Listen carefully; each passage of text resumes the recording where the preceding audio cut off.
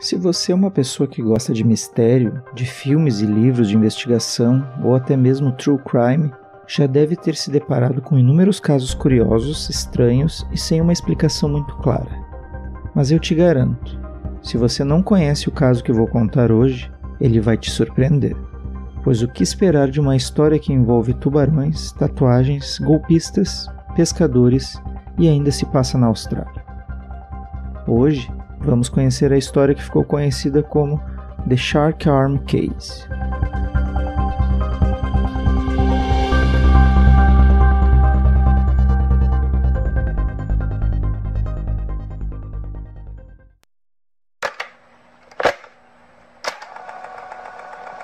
Olá, meu nome é Guilherme Galvão e esse é mais um episódio do Funil de Histórias.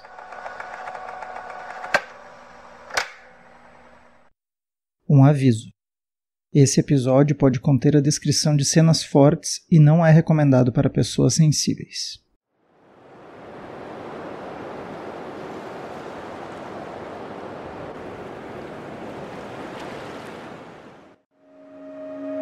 Era 17 de abril de 1935. Alguns pescadores estavam em alto mar, próximos à praia de Coogee, em Sydney, na Austrália, quando um deles fisgou um pequeno tubarão.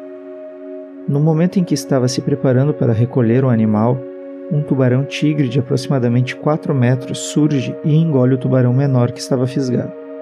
Em um primeiro momento, o pescador ficou muito irritado na iminência de perder sua captura, mas após alguns minutos, percebeu que o tubarão-tigre havia ficado preso em sua linha, e então ele teve uma ideia de como aproveitar essa situação inusitada. Na praia próxima de onde estava, havia um lugar chamado Coogee Aquarium Baths, um aquário onde vários animais marinhos eram exibidos para a população.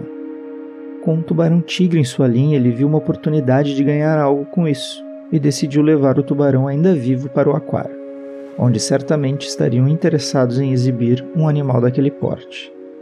Alguns meses antes, 3 jovens haviam sido levados por tubarões em uma praia de Sydney. Assim, o animal seria a atração perfeita para um público que estava fascinado pela oportunidade de ver de perto aquela fera devoradora de gente. Durante vários dias, o tubarão-tigre se comportou como esperado de uma atração de seu porte, estando sempre muito agitado e demonstrando um grande apetite sempre que era alimentado. Até que no dia 25 de abril, feriado na Austrália e, portanto, um dia em que o aquário estava muito cheio, o tubarão começou a agir de forma estranha. Se movia lentamente, não queria comer, parecia desorientado, ou seja, parecia estar doente. Então, enquanto dezenas de pessoas acompanhavam aquele tubarão moribundo, ele vomitou um braço humano. A cena causou grande comoção e logo os funcionários do aquário correram para retirar o braço da piscina. E uma pergunta pairou no ar: de quem era aquele braço? Incrivelmente, o braço estava em ótimo estado de conservação. Tratava-se da mão e do antebraço esquerdo de um homem, com uma distinta tatuagem. Não demorou muito e esse incidente foi parar em vários jornais. Edwin Smith estava sentado lendo o jornal quando se deparou com aquela inusitada notícia. Mas o mais inusitado era que, ao ver a foto do braço, ele identificou a tatuagem. Ela era idêntica à de seu irmão James. Então ele decide ligar para a polícia, já que seu irmão havia desaparecido há algumas semanas. O braço estava estranhamente tão bem preservado que a polícia conseguiu verificar as impressões digitais e confirmou que se tratava mesmo de James Smith, um ex-boxeador e criminoso conhecido pela polícia, desaparecido desde o dia 7 de abril. A esposa de James também foi chamada para confirmar a identidade do braço e constatou que de fato era a mesma tatuagem de seu marido. No entanto, o mais impressionante disso tudo ainda estava por vir. Após alguns exames, foi constatado que o braço de James havia sido cortado com uma faca e não arrancado pelo tubarão, o que levou a polícia a abrir uma investigação por suspeita de assassinato.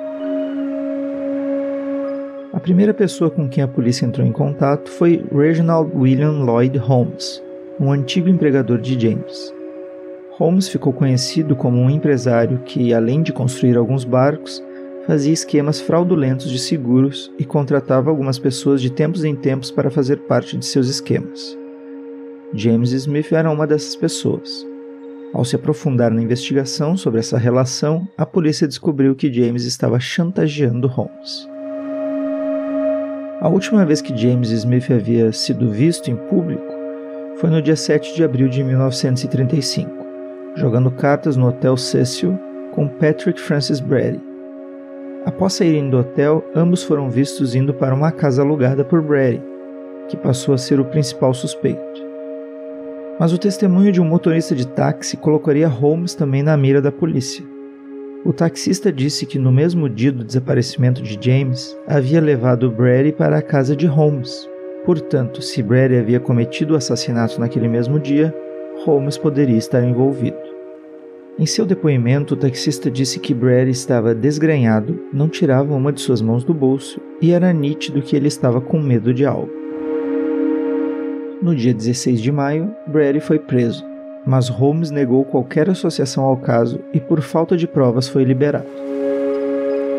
Mas estranhamente, no dia 20 de maio de 1935, tentou tirar a própria vida com uma pistola calibre 32. No entanto, a bala não conseguiu perfurar o osso da testa e ele ficou apenas atordoado. A polícia foi chamada por algumas pessoas que ouviram o barulho do tiro e quando conseguiram acordar Holmes, ele parecia completamente desnorteado. Saiu em fuga, pegou sua lancha e adentrou o mar. A polícia o perseguiu ao redor do porto de Sydney por algumas horas até conseguir capturá-lo e levá-lo ao hospital. Após esse comportamento altamente suspeito, Holmes voltou a ser considerado suspeito pelo crime. No início de junho de 1935, Holmes decidiu ir à polícia e contar tudo o que sabia. Em seu depoimento, ele disse que Brady havia assassinado James para chantageá-lo. Brady teria matado James, cortado seu braço e ido até a casa de Holmes para exigir o pagamento de 500 libras ou acusaria Holmes pelo assassinato. O corpo estaria dentro de um baú que foi jogado na baía de Gunamata, enquanto seu braço foi jogado ao mar nas proximidades de Sydney. No dia 11 de junho, Holmes foi encontrado morto dentro de seu carro. Tudo indicaria que ele havia tirado a própria vida por se sentir culpado quanto ao assassinato de James, já que ele havia tentado isso antes. Mas alguns detalhes levaram a polícia a seguir outra linha de investigação. A primeira coisa a chamar a atenção é que ele tinha 3 marcas de disparos a queima-roupa. Outro indício de que estavam diante de uma cena de assassinato foi o fato de que Holmes saiu de casa dizendo à sua esposa que encontraria alguém naquela manhã e sacou 500 libras de sua conta. Esse dinheiro não foi encontrado com ele. Seria coincidência esse valor ser exatamente o mesmo que ele havia dito que Brady exigiu? Ele teria armado tudo isso só para incriminar Brady?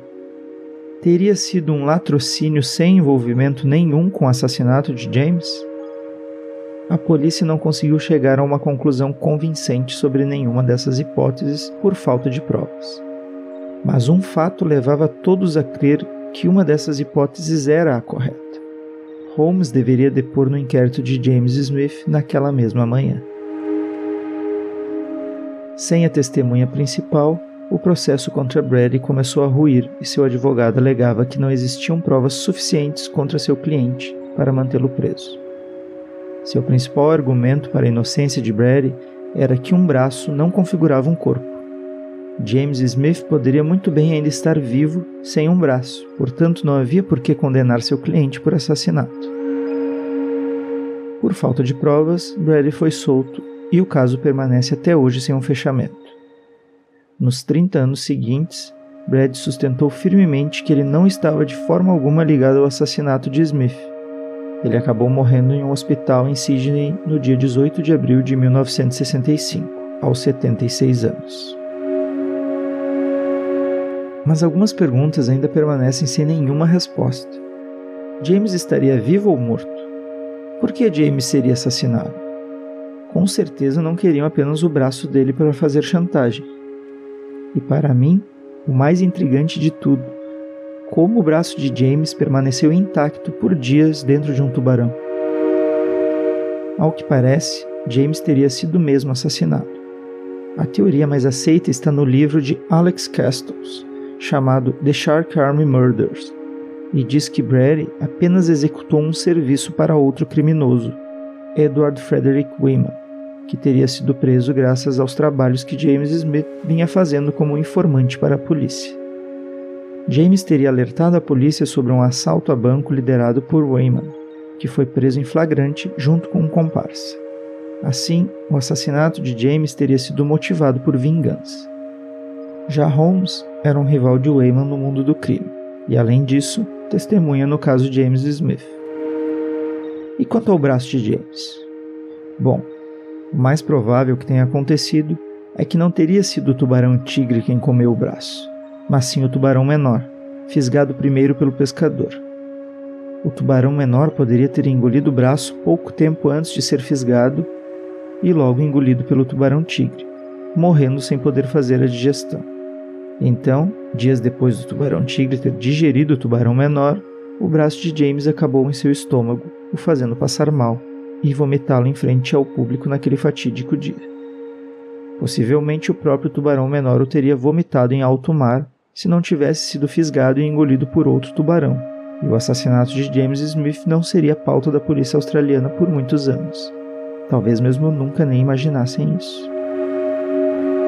Quis o destino que uma série de coincidências, como um tubarão-tigre engolindo um tubarão menor que estava na linha de um pescador, chamando sua atenção para uma chance de levá-lo a um aquário, que aceitaria ter essa atração devido ao súbito interesse nesse animal por 3 garotos terem sido atacados alguns meses antes, culminassem nessa incrível e trágica história que acabamos de ouvir.